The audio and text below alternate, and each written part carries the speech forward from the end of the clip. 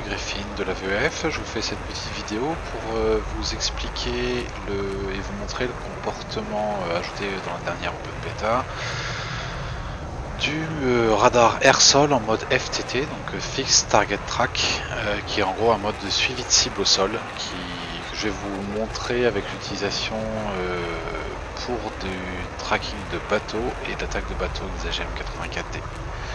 Et je vous retrouve tout de suite dans le cockpit.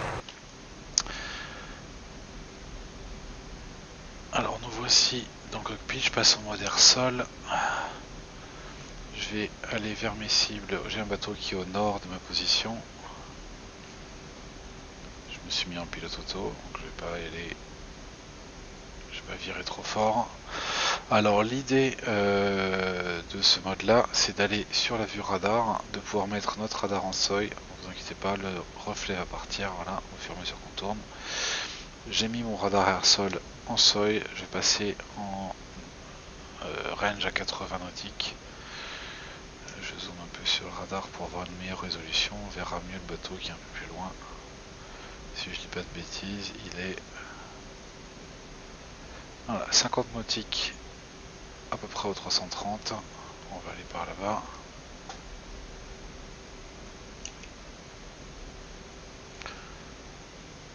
Donc vers le 330 plus ou moins. On va pas chercher à être très précis. Au contraire, si on n'a pas le plot en plein milieu de la barre centrale du radar, c'est quand même plus agréable. Et je mets mon autopilote d'altitude. Alors voilà, ok. Voyons voir ce qu'on voit sur le radar ou pas. Je mets avec un mode moins large de scan de zone au sol. Du coup, le scan est plus rapide. Vous verrez tout à l'heure que ça a son importance quand on va essayer de loquer la cible. Alors, la cible est bien par là, normalement. Il a peut-être un peu bougé.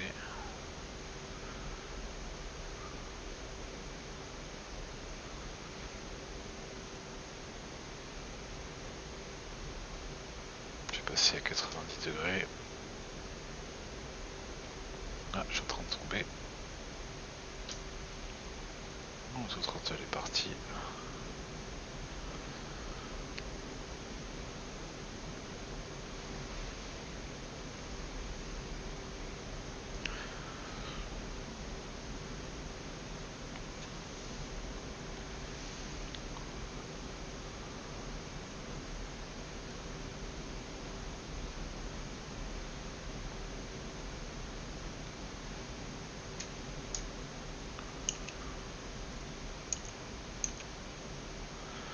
Alors, nous voilà dans le cockpit avec le radar sélectionné en seuil avec le sensor control switch vers la droite, parce que je l'ai sur mon ailier de droite. Je vois ici que j'ai bien un plot qui affiche un bateau sur cette zone là. Alors je peux avec mon TDC, si je fais un TDC des presses, marquer ce bateau comme étant mon point target, ou à peu près autour du bateau on va dire. Je peux bouger comme je vais faire pour Slow un Maverick, voilà comme ça. Mais ça me donne, ça fait pas un lock radar en fait, ça va juste donner le point ou désigner un point guidé par le radar. Si je veux essayer de faire mon lock radar, je suis un petit peu loin pour le faire là. Je vais essayer de m'en rapprocher un peu. Et je vais essayer même de passer en scale 40. Voilà, on a le radar ici. Je sais pas exactement à quelle distance on peut loquer. A priori, on n'a pas l'air de pouvoir loquer de très très loin non plus. Et je vais essayer avec un sensor control switch vers là où j'ai sélectionné mon radar. C'est-à-dire que là où j'ai mis mon radar sur le DDI de droite, je fais un sensor control switch à droite pour essayer de loquer le radar, le bateau. Là, j'y arrive pas. Si j'ai 0, c'est que ça a fait un track sur quelque chose qui ne bouge pas. Donc je appuie sur le bouton de nose wheel steering pour déloquer. Je vais réessayer de loquer ce bateau ici. Toujours pas. Je dois être un peu loin. J'attends de me rapprocher. Je redescends à 40 en range. Ouais, désolé pour la vue qui est un petit peu compliquée à garder avec le zoom. Alors voilà. On essaye de le mettre dessus. Je peux rester avec mon sensor control switch caler à droite, donc appuyer vers la droite, et pendant ce temps-là, je peux slow mon curseur. Ce qu'il faut savoir, c'est que tout le moment où je vais slow mon curseur, l'image est fixe. Par contre, comme le bateau bouge, et que moi aussi j'avance vers le bateau, en fait, le bateau est en train de venir vers mon curseur. Donc il faut avoir tendance à viser plutôt vers l'endroit où le plot se déplace. C'est pas évident, le lock est pas évident à avoir. Je pense qu'on est toujours un peu loin. Toujours pas, 0. Alors pour l'exercice, les harpoons fonctionnent très bien aussi si on pointe à un point fixe, ça change pas des masses, mais c'est pas l'objectif du jeu. Alors, je vais en profiter pour passer les harpoons en les allumer en fait pour les faire chauffer. Je rezoome. Là, mon plot est pile dans le trait, voilà. Bon, alors viser, c'est plus ou moins évident. On a plus ou moins soit de la chance, soit du talent pour le faire, ce qui n'est pas forcément mon fort. Et en fait, vous allez voir qu'une fois qu'on a réussi à lock une cible, ça marche un peu mieux quand on est un peu plus près. Toujours pas. C'est pas top. Voilà, je l'ai eu. Donc j'ai locké ma cible. On voit sur le radar qu'elle est avec une vitesse de 21 nœuds avec un cap de 262 degrés. Donc elle va au 262 avec une vitesse de 21 nœuds. Elle est à peu près à cette distance là, c'est-à-dire qu'ici on est à peu près à 10 nautiques, 20 nautiques, 30 nautiques, 40 nautiques. Donc ma cible est à peu près à 26 nautiques, ce qui est le cas ici de ma position. 26 nautiques au 328, donc on a bien la target qui est mise directement sur notre point. On peut du coup passer sur nos harpoons. Là sur mon harpoon, une fois que je suis ici, je peux changer le mode. Normalement on est en mode bold, donc bearing only launch, donc on va juste donner un cap, une distance à laquelle on cherche, une distance à laquelle on se détruit. Avec une cible désignée, je peux passer en mode RBL, donc range bearing launch, où en fait le missile va chercher à atteindre une cible qui est à l'endroit où on l'a indiqué, donc sur le waypoint où on l'a indiqué. On peut changer le type de vol, donc medium par défaut, high pour être low et haut pardon et low pour être bas, donc c'est low 5000 pieds, medium 15 000 et high de mémoire 25 000, je suis pas sûr. De terme, donc c'est la fin du vol, donc soit on arrive en skim, c'est-à-dire que le missile à la fin va aller se mettre au ras de l'eau et taper le bateau, soit vous tapez la cible, soit il va faire un pop, c'est-à-dire qu'il va descendre au ras de l'eau et puis remonter légèrement avant de taper la cible par dessus. Ce qui permet dans certains cas d'éviter certains tirs tir canon venant des bateaux. Et SIC qui est assez important à comprendre, où en fait là on va donner la distance à partir de laquelle le missile va se mettre à chercher une cible. C'est à dire que la distance en partant du point cible, quand on est en large c'est 30 km, medium 20 km et small 10 km. Donc ça fait à peu près 5 nautiques, donc 5,2 nautiques si je dis pas de bêtises. C'est le plus recommandé si on veut être sûr de taper sa cible. Si on veut être sûr de taper cette cible là et pas d'autres à côté potentiellement, pas d'autres avant ou après. Les autres modes permettent d'aller taper une cible dont on est moins sûr ou qui aurait une vitesse plus élevée qui aurait pu bouger. Donc là je vais pouvoir faire l'essai. Je suis in range avec le radar, je peux tirer, mon missile va partir. Je trime un peu pour qu'il parte là. Tant que je sélectionne, tant que j'ai mon point de sélectionner ici, j'ai pas de souci. Je peux aussi faire passer le missile par un point déterminé, donc avec le mode HPTH par exemple. Je pourrais dire à mon missile de faire ce chemin là pour aller taper le bateau avec un angle. On verra plus tard à quoi ça peut servir. si on veut attaquer un bateau qui sait se défendre contre des missiles.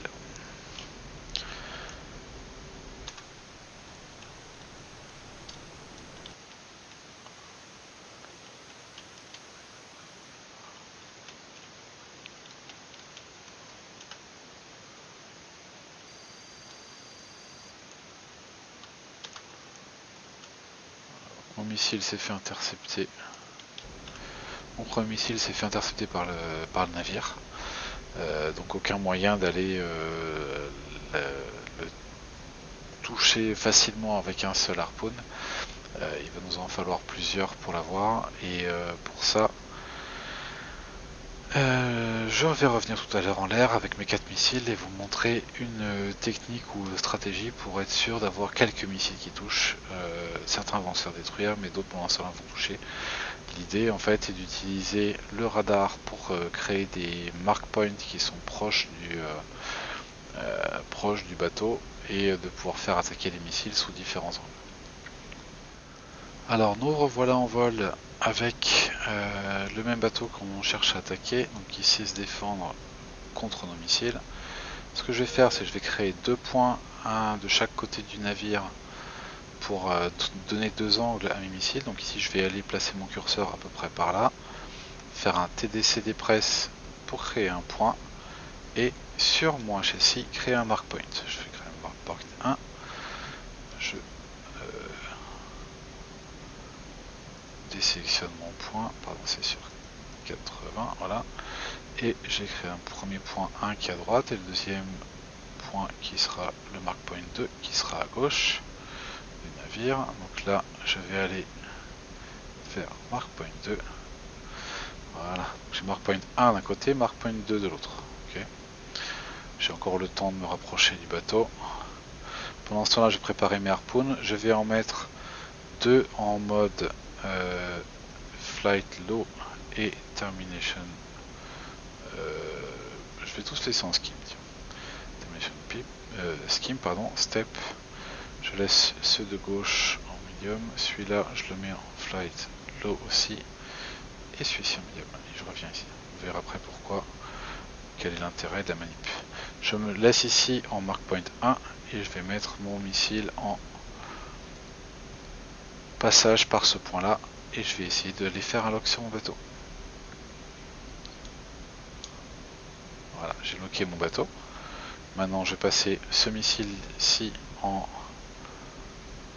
mode RBL, donc celui-ci c'est celui qui sera low. Le prochain en médium, je le passe aussi en mode RBL et en passage par le mark point 1. Je passe step, je choisis mon mark point 2. Je fais passer ce missile là par le mark point 2, mais il faut que j'aille repointer mon bateau parce que le fait de changer de mark point nous fait perdre notre cible et ça c'est un peu gênant.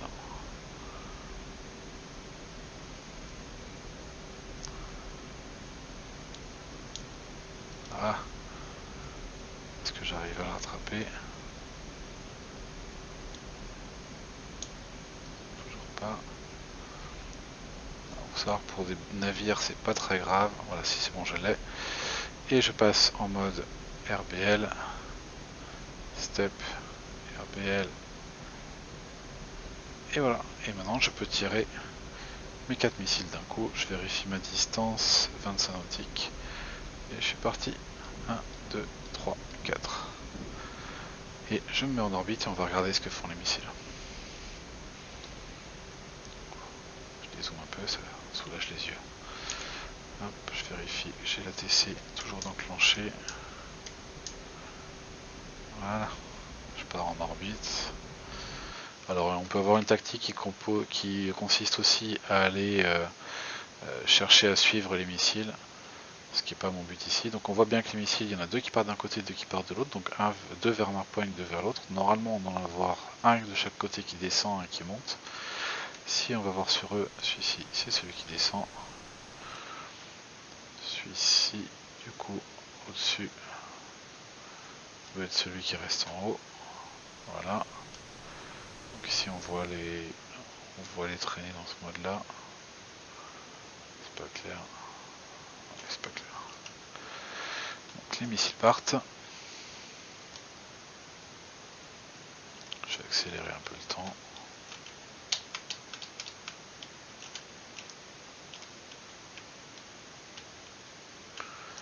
Ok. Donc, le bateau va sûrement en engager un ou deux. Alors il va pas se laisser faire, voilà, il est en train de les loquer. On vérifie où sont nos missiles, le bateau est en dessous. On garde un œil dessus, voilà, il y a des départs missiles sur les premiers.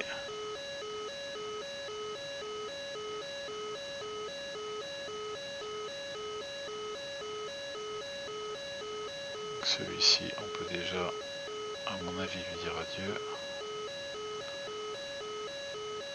Ouais, c'est fait. Et on va voir ce que donnent les autres pendant ce temps-là. J'en ai toujours 3 en l'air. Pour l'instant, toujours pas intercepté. On va voir ça du point de vue du bateau. Là, un deuxième missile qui part du bateau. Voilà. Donc les premiers sont ceux de gauche. Ah, celui-là, il a réussi à passer. Il a réussi à passer. On va aller voir ce qu'il donne. Alors, il peut encore tirer au canon sur les missiles. Il a un système type phalanx. Bon, lui est tombé. Je sais pas pourquoi. J'en ai encore un et deux de disponibles.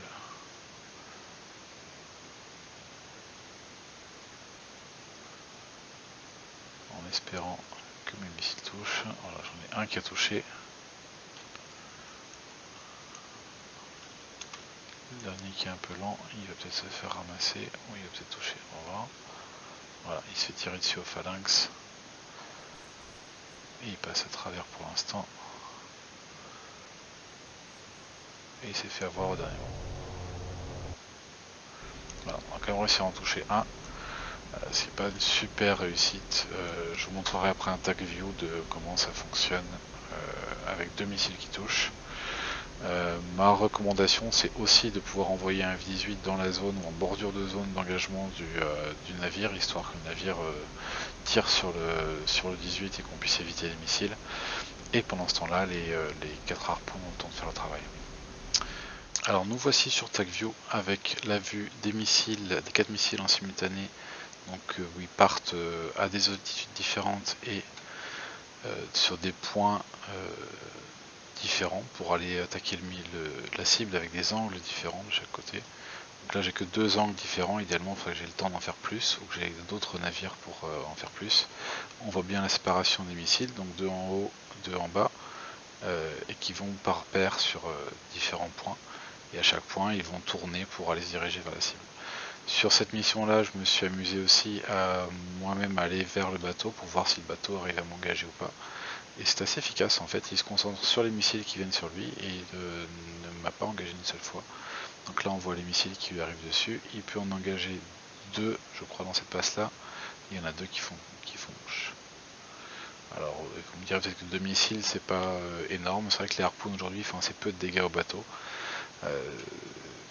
Peut-être que dans le futur Dave va changer ce paramètre là, mais en tout cas dans ce cas là, sur une corvette Grisha, les 2 missiles harpoon font à peu près 50% de dégâts.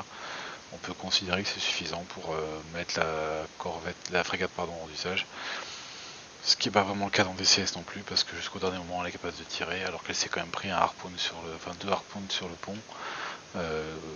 Pouvoir tirer encore avec ses missiles, ça paraît encore assez étonnant. Bon, pourquoi pas. Et voilà, bonne soirée.